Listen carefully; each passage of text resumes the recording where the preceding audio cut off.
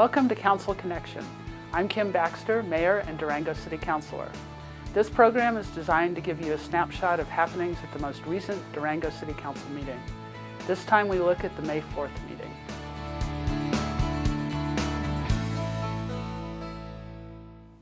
Our first agenda item was a presentation on an alley inventory and audit. Specifically, the report looked at unpaved alleys, of which there are 28, and the roadblocks to eventually paving them, which include utility, elevation, and drainage conflicts.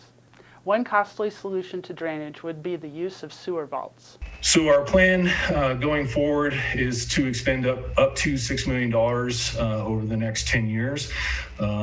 If we can get these sort of experimental treatments approved and permitted, we would be paving 16 of the remaining 28 alleys in that time frame. Next, we received a report on the Durango-La Plata County Airport's recovery from the pandemic.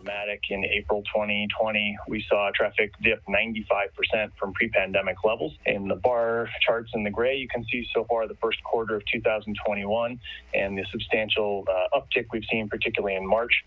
So far, year to date, traffic is 70% of 2019 through the first quarter, with March exceeding the 80% threshold. The recovery here at DRO is really come on in earnest so far this spring, and we're very excited about where we're heading through the duration of 2021.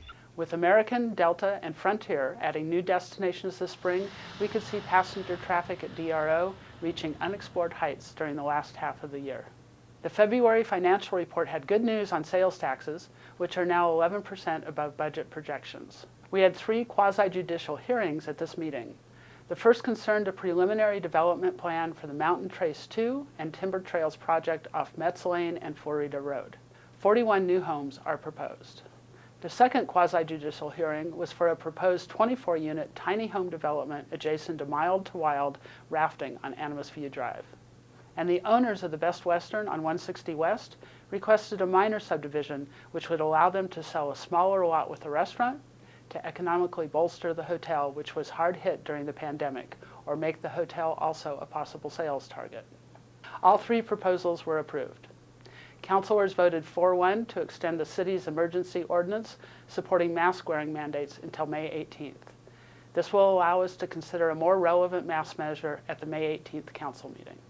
We approved an additional appropriation of $150,000 for the Midtown Safety and Connectivity Improvement Design.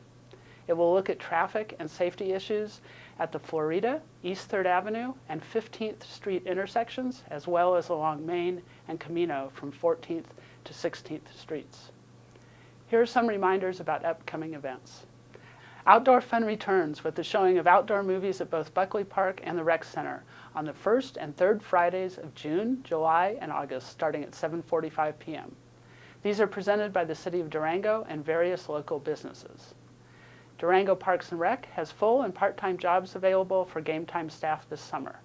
You can get all the details and apply online at durangogov.org/jobs. Additionally, area high schoolers are invited to serve on the Mayor's Youth Advisory Commission. If you're interested in joining and learning about how Durango government functions, please apply at durangogov.org/MIAC by May 9th. Capacity restrictions and reservation requirements have been removed at the Durango Community Recreation Center. Masks are still required in the Recreation Center and Aquatics area, but may be removed once swimmers enter the water. And patrons should maintain 6-foot social distancing. Our next City Council study session will be Tuesday, May 11th at 4 p.m. Our next regular council meeting is Tuesday, May 18th at 6:30 p.m. Agendas for meetings are posted at durangogov.org/meetings. And that's Council Connection for the May 4th Durango City Council meeting. I'm City Councilor and Mayor Kim Baxter. Thanks for joining us, and remember you can always contact your city councilors via email at citycouncil@durangogov.org.